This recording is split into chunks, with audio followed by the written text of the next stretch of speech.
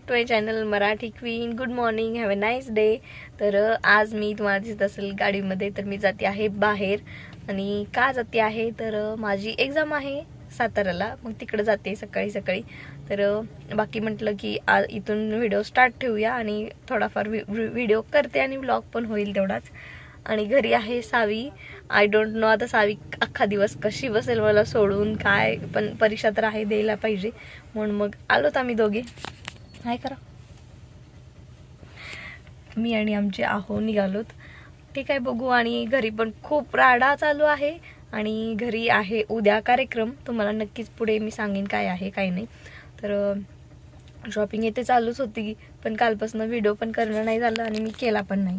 तर चला आता बघू जाऊ कसं होतंय काय नाही, तुम्हाला दाखवते. आता आम्ही सध्या थांबलोय इथं, रेल्वे येणार आहे बहुतेक म्हणून थांबलोय. मी रेल्वे आल्यानंतर व्हिडिओ करते.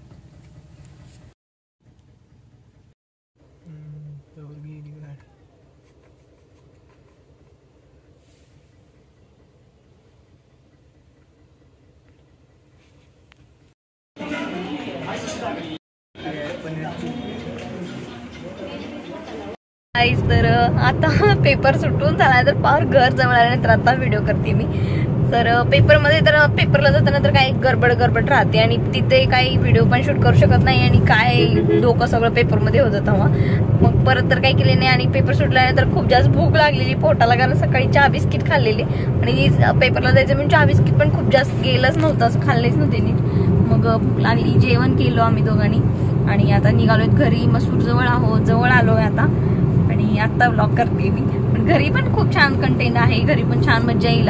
आज अख्खा दिवस काम असणार, काय काय करायला लागलेत काय माहिती बायका, कारण उद्या घरात कार्यक्रम असल्यामुळे मग चालूच आहे. आता पाहुणे पण एक येत असतील, तर तुम्हाला नक्कीच हा व्हिडिओ आवडेल आणि उद्याचा नेक्स्ट ब्लॉग पण मी नक्कीच करेन. तर नक्की सांगा तुम्हाला कसा वाटतोय माझा असा मिक्सवाला ब्लॉग.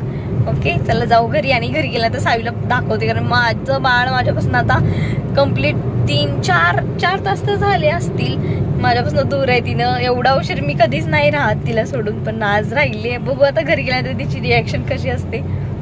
चला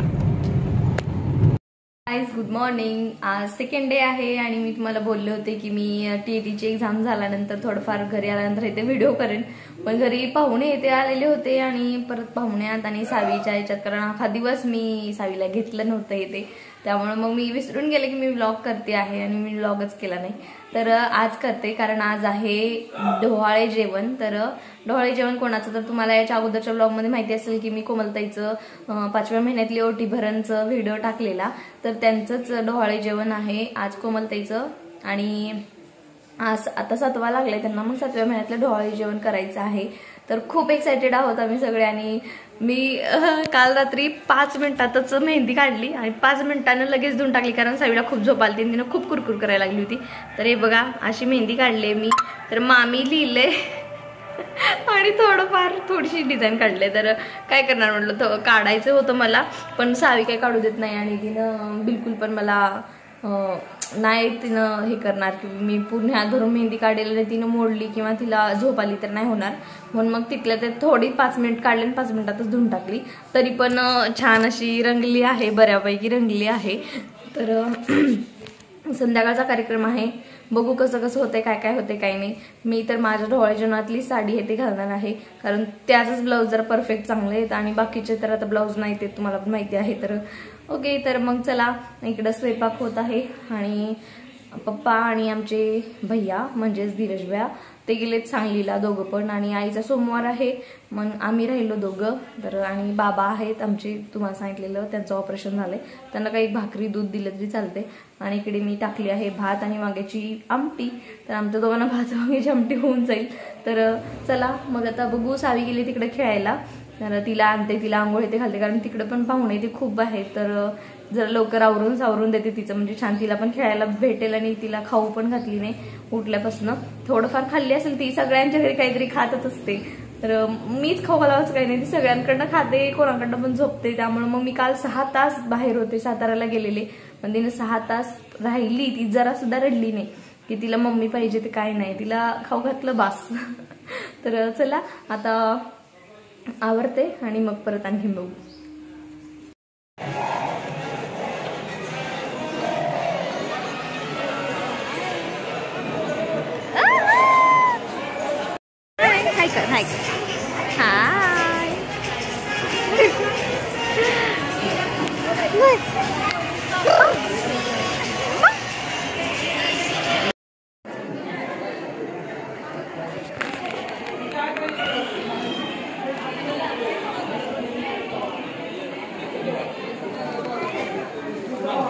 परी तुला घेऊ का?